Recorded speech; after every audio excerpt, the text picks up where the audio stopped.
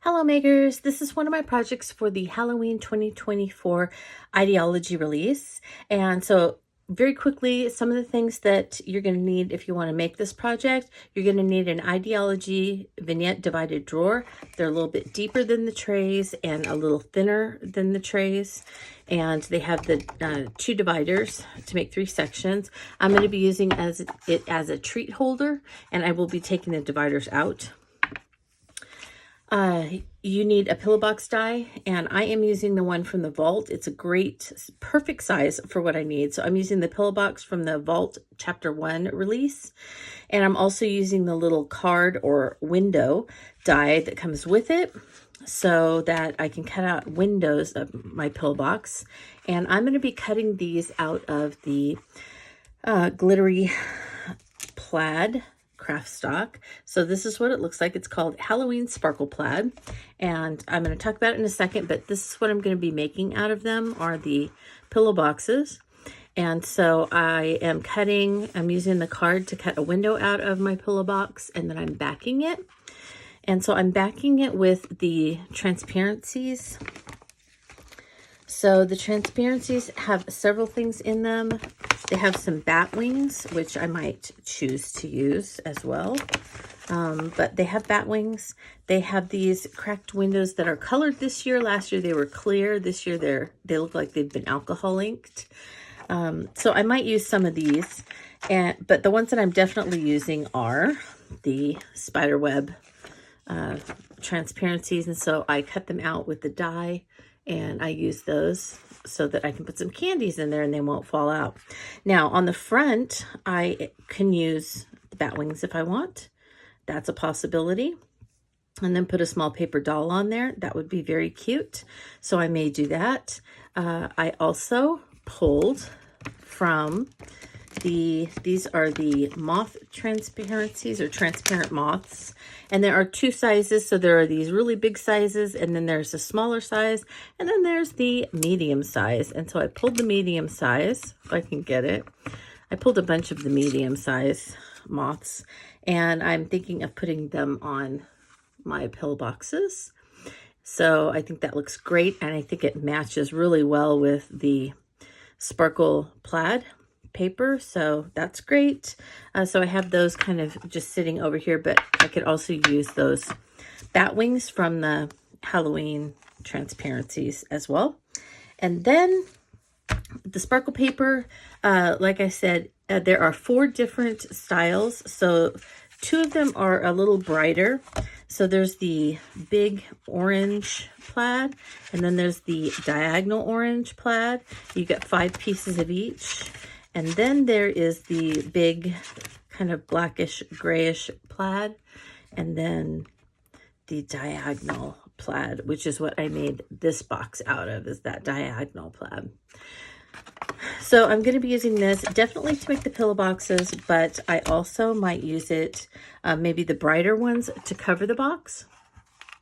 I'm going to be putting handles on the ends, and then I may put trick or treat on the front with the typography letters, and I may put around the top. It depends on how it looks. So this is not for sure, but I may pull out some of the bubbles and glitter them and put those around the top, or I may use some of the bigger ones for kind of little ball feet on the bottom. At any rate, these are possibilities, not necessarily what I'm definitely going to use. And you know, I always change my mind as we go. So let's see how many times I change my mind this video, and let's go ahead and let's get making. All right, well, I began with picking out 3 pieces of the Halloween collage paper. I have 1 piece of acetate, it's an 8.5 by 11 piece of acetate, and my collage medium.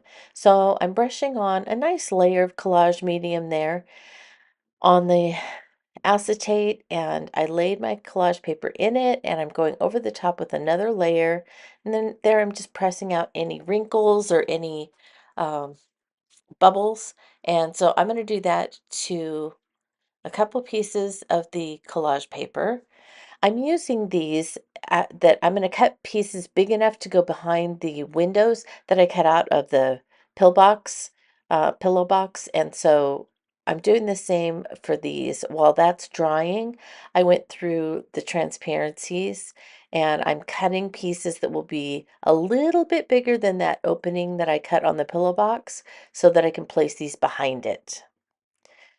And the reason I'm doing all this is because there were only two of the ones with the spider web, and so I needed more.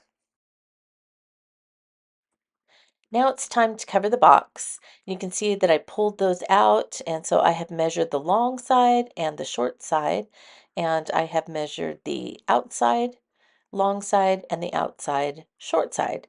So I've cut my paper to fit all of those areas, and now I'm just taking my collage brush and my collage medium. I want to put a nice layer on there, not too much that it squirts out after when you press the paper on, but enough that it's going to adhere it solidly to it.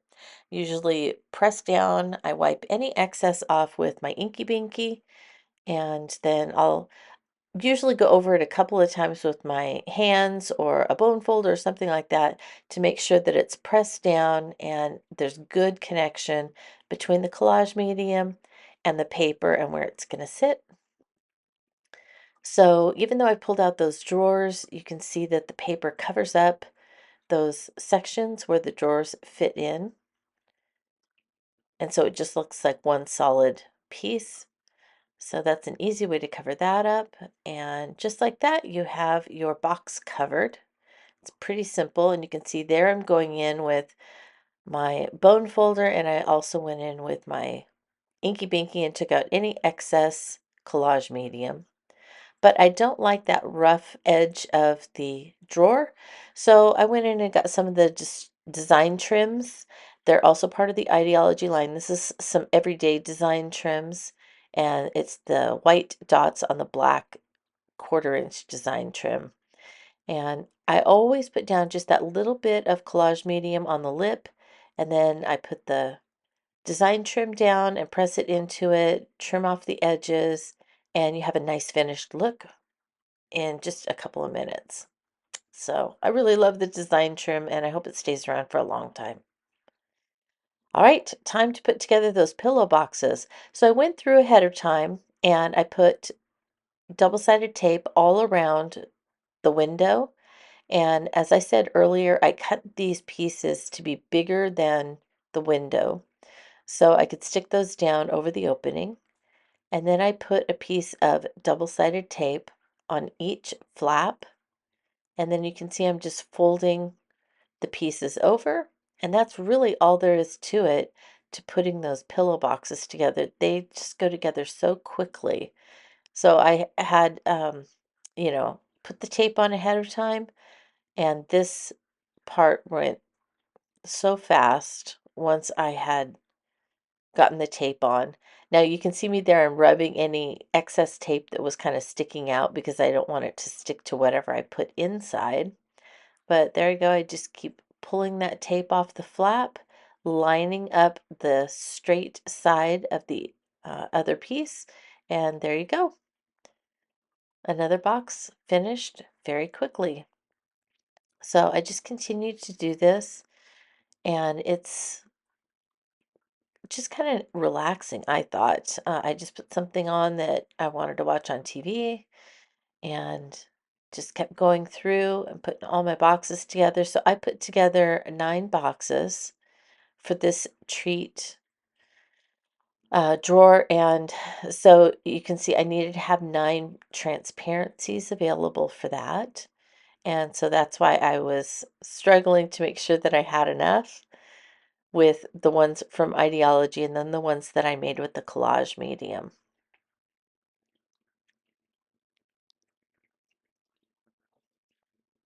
I wanted to add a little spookiness to the pillow boxes. So I got some mummy cloth out. I measured it around one pillow box to get the right size, tied a bow, and once I had the right size, I cut 9 pieces.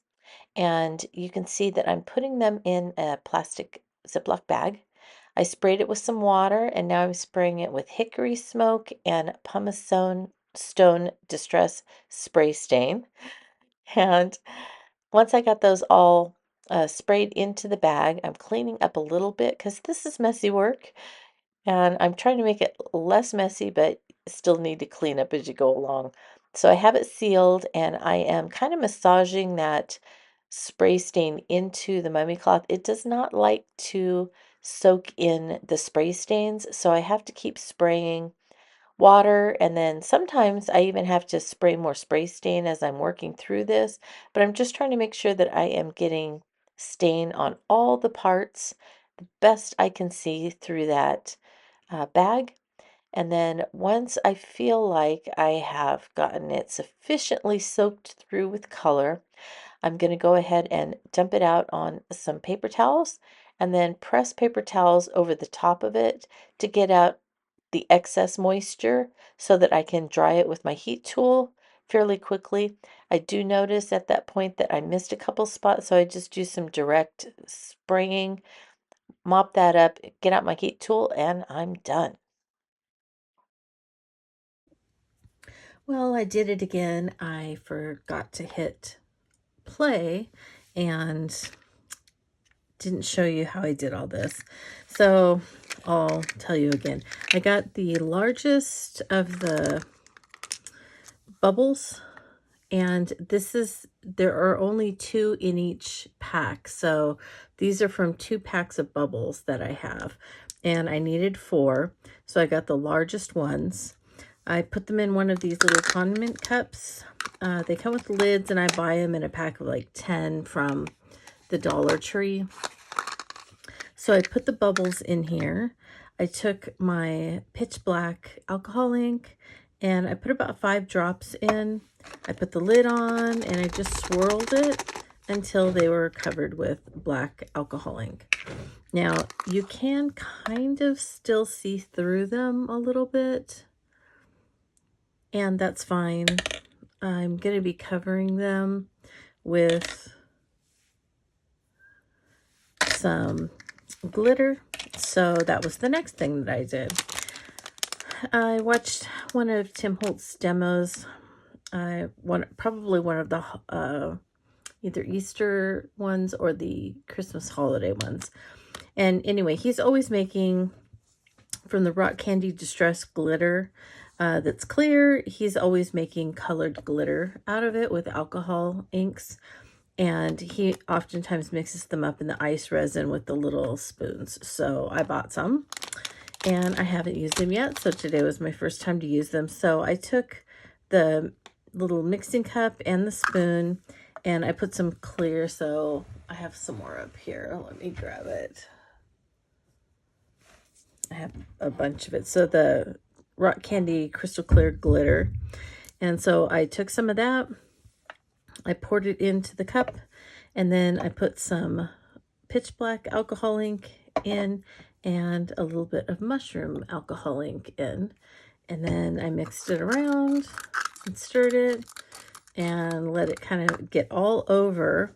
And what I was trying to match was the color of the paper I have here. So I think that goes pretty well with the paper. It's a brownish gray. And so that's why I used the black and the ground espresso. So I just had this much in here and I thought, you know, I might want to keep some because I still have a bunch of that paper. So now to put glitter on the bubbles, I usually use glossy accents because it's clear and it dries clear. And this is messy. I'm sure there are people that do it that's not so messy, but I'm a messy crafter, so I like to get messy. So I squeeze a nice amount onto the bubbles and roll it all around so it gets all over it. And then I just pop it in there and roll it around like that. I took it out with the ice resin spoon and set it aside, and then continued to do that with all 4 of the bubbles. I think it matches pretty well, so just kept doing that. Glossy accents, roll it around, make sure it gets all on the outside, roll it in the glitter, and then set it aside to dry. Once they were dry, I put a generous dollop of distress collage medium in each corner, and then I took one of the ball feet and put them in each corner. I tried to make sure that they were in the same spot, and then I went ahead and set that aside and let it dry overnight so that it was nice and secure. I took Rusty Hinge and Right Persimmon Distress Paint. You can see I mixed them together with my palette knife over there on the right side of my media mat, and I'm kind of spreading it out to make just a thin layer. And then I'm taking my typography letters, holding them by the back, and then just kind of pouncing them into that paint to get paint only on that front side of the letters. If you get any that kind of gets on the sides or somewhere else, you can use your finger, a Q-tip, a paper towel, whatever, and just kind of wipe it off while it's still wet. Now I'm going to show you the back is a little bit concave and the front is flat or sometimes a little bit raised. And so that's how you can tell which side of the letter is the front and which side is the back. So just look carefully when you are getting your typography letters out. And then you can see that I'm coloring the trick and the treat orange, and I've left the or and the stars. I was kind of contemplating, do I want to get out another color? Maybe do the stars in black, or maybe do the or in black. And so anyway, I was throwing around a couple of ideas. In the end, I went ahead and decided to go ahead and do the or in orange, and I did those little stars in black. All right, now I wanted to put some handles in, so I drilled holes with my Dremel, and then I kind of used my Dremel to drill down and countersink those little, I don't know, the screws that go in to hold the handles in place. And the reason I did that, I want to be able to pick it up by the handles. I don't want them to just fall off the way they would if I just attached them with collage medium, and they would tear the paper and just come off. So that's why I went to all that trouble. But in all actuality, I really didn't need to because I completely forgot there's a product for this. And I really only would have had to drill a hole and not gone to all that trouble. But it's all right. It's done now. Now let's talk treats. I wanted to put some autumn mix in a couple of the boxes, but some of my transparencies, like the shattered windows, have holes in them, and so some of the things would fall through. Also, I kind of wanted the candy to be protected, and so since I couldn't find individual packages of the autumn mix, I bought some food grade cello bags from it's like the cake department at the hobby store, and I just filled them with autumn mix, and they made a perfect size little package to fit right into the pillow box. Let's continue to talk treats. So another treat that I purchased were these old-fashioned orange soft candies. These are very much like the peppermint soft candies that you can buy in the big tubs at Christmas time or whatever. And they come individually wrapped, so they're easy to just pop into these treat boxes. So that works really well. And I think that they look good behind the transparencies. Then I was able to find some Brock's candy corn. Brock's is the way to go. And also these old-fashioned clickers. I think those are so fun. But the individual candy corn packets I was able to find and buy a bag of, and so that fits perfectly in there. I think it's fun to see those clickers. And then the autumn mix, and another behind some of these, I have some of the same little packs of things that I have put in there. So you have to be careful that if you're using any of the transparencies with the openings, the shattered, that you make sure that your treats won't fall out. So put something in a bag. Now I wanted to do something with the parts that cut out of to make the windows, and so I went to some jokes that I had used a few years ago, and these jokes were in some Christmas or Halloween crackers that I made. So I just ran them off again on cardstock, and I put one on the front and one on the back of each of those windows. And then I decorated them with stickers from the Idea-ology Halloween sticker book. So I put a bunch of skulls with hats and masks and things like that. all on those. You could use some tiny things from the ephemera or the layers or any of those things also, just to kind of decorate it up just a little bit. So I thought this would be fun to add in with the treats, just almost kind of like a Halloween cracker kind of thing, but just add a little bit of fun and levity to the whole thing. So you can see that I was kind of going through, and on some of them I was putting 2 small masks, uh, on a couple of the sides. So anyway, this is just kind of a fun thing to do as you go through. And then I stuffed those all into the treat boxes with the various treats that I had. And if you want, I will put a link where I got all these treats in the description for the video, so that you can grab some as well. I think I've got most of them off Amazon. That's usually what I do. And then once they were all stuffed, I tied that mummy cloth around it so that it just had that little bit of, fun added to it. And now it was time to start decorating. So I started adding the bat wings to some of my paper dolls. I went through and I found some of my Halloween paper dolls that were small enough to fit on the front of each one. And then I just attached them to the mummy cloth with some distress collage medium. Then I went through and I grabbed those transparent moths and attached those to the fronts of the other ones. And now it was time. My the feet were all dry and all of that, so it was time for me to start attaching my trick or treat words, and also all the little stars. You can see there that I did color the stars with the black soot distress paint, so that was great. And I you can kind of see that I taped my ruler across to make sure that I got that on there straight.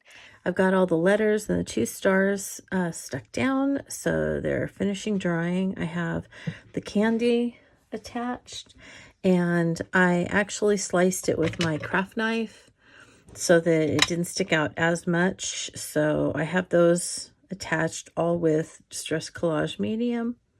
And so I'm letting it dry. You can see I have the little feet are dry, and they're down here. I have the handles on, and I forgot that you can still get these in different places, although they've been long retired. There is a vignette hardware set that has quite a few different things in it, and it has the longer kind of screws that can attach these, since even though I drilled in there, these did not go all the way through. So I may kind of unscrew those and pull them out and go ahead and attach these longer ones that doesn't seem like it's going to damage the paper or cause these to come off. Otherwise, I'll just leave these like they are. I just wanted to have the screws go through though, because if I don't on something like this, it's just too easy for people to want to reach for this and hold it up, pick it up. And if it's only attached with glue, they rip off very, very easily. So that's why I want something, more substantial holding it in. Anyway, I totally forgot about the longer screws until I got out my vignette hardware set to get the eye hooks. So the other things they have are these little eye hooks, and then they have the other side that actually hooks into them in here. So see the ones that are open, and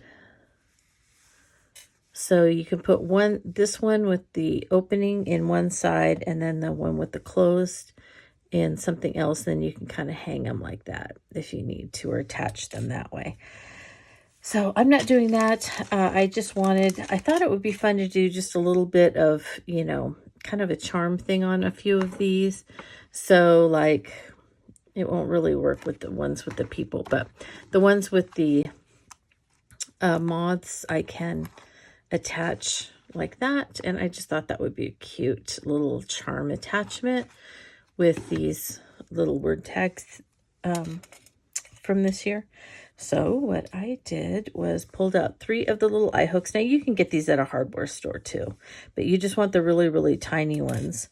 And then I took my poker tool and I carefully poked down into the middle top of the candy corn. Pull it out.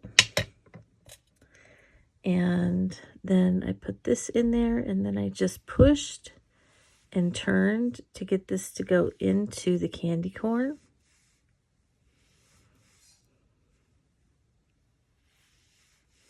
I think they have some easier, prettier things like in a jewelry section that might be something that you might want to look for as well.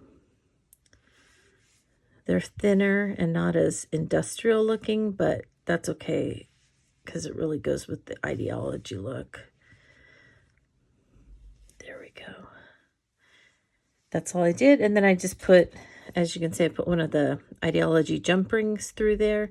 And then I put a smaller jump ring on the word tag and attached them together. And I'm just going to do 3 because we just have 3 of these word tags in the release. And, you know, just a few of the candy corns, which is another reason why I cut some of these so that I would have, you know, enough for others of my makes. So it makes it go a little bit longer and further. Okay, so I'm going to finish these up and attach them to a few of my candy boxes, and then this is pretty much done. I wanted to take a few minutes and talk over the details of this piece, but I need to be honest with you. I'm future Tammy, so this video talk through is actually coming to you after this piece has already been shipped to Tim. It's gone through the whole live, the whole thing. It was shipped back to me, and now I'm going to talk through it. So it's not as pristine as it was when it left here, but I think for being shipped, you know, into another state and back, that it's looking pretty good actually for all of that. So here's the finished dried front of it with the letters. I think that the paint held up really, really well. I cut the little candies in half so that they didn't stick out too far, and also so that it got me a little farther along. Before I pull it up, because you really can't see anything when I pull it up. Here are my 9 boxes of candy, and so here is one. It's still got the little bow on the top, but I wanted to just point out how cute the charms are on these. I just think those turned out so fun. Love that. So I think that if I were to do this, that I would probably get more candy corn and a couple more of these little word tags to make sure that I had charms on all of them. Now I attached them with one of the little Idea-ology safety pins. I don't think I went over that earlier, but that's how I attached it. And I just put the jump ring through that bottom ring on the safety pin, and that way you can just kind of stick it on just about wherever you want. So as was shown in the just a few minutes ago, these all have different things in them. Some of them are just full of candy, like this one is full of that autumn mix that I showed you. And so and one of the reasons is that I did the bags on some of these is because I didn't want any candy falling out of these areas. You know, when I attach these, I just attached them to the mummy cloth. I didn't attach them to the front of the boxes. So when you take this off, you have the box and you can completely see through the front of it. And these aren't stuck onto it. So they do move around just a little bit with the mummy cloth. Some of them have in it the little Brock's packages and those little clickers on there. So I'll open this one so you can hear the clicker. It's loud, so it'll be loud on here. But do you remember these? Sorry if that hurt your ears. I just loved those when I was little. I just think they're so much fun. And then, of course, the jokes with the little stickers on them. And, of course, they have to be corny jokes. They can't be, you know, gory or anything like that. They have to be corny. So I will put for the bags and of, you know, Brock's and all of that. I'll try and put those into the description for this video, okay? So I'm not going to tie that up. Let's see. The only other thing, I don't think there was really anything else that I missed for this. There we go. Except for those, let's see. Can I find any of those? Those white candies. Oh, here. This one. Yeah, those white candies. Those are good too. So I'll put a link to all that. And I think that's it. I think that's all I want to tell you. There really wasn't too much. I already went over it in the video. So anyway, thanks so much for following this. And I want to let you know that, of course, as always, if you have any questions or if I didn't cover anything in this tutorial, go ahead and just ask me in the questions or the comments for this video. And then I'll be glad to answer them to the best of my ability, or you can ask on my blog, same thing. You can email me from my blog and I'll try and help as well. I'm always so grateful that you watch, and I want to wish you a very creative day.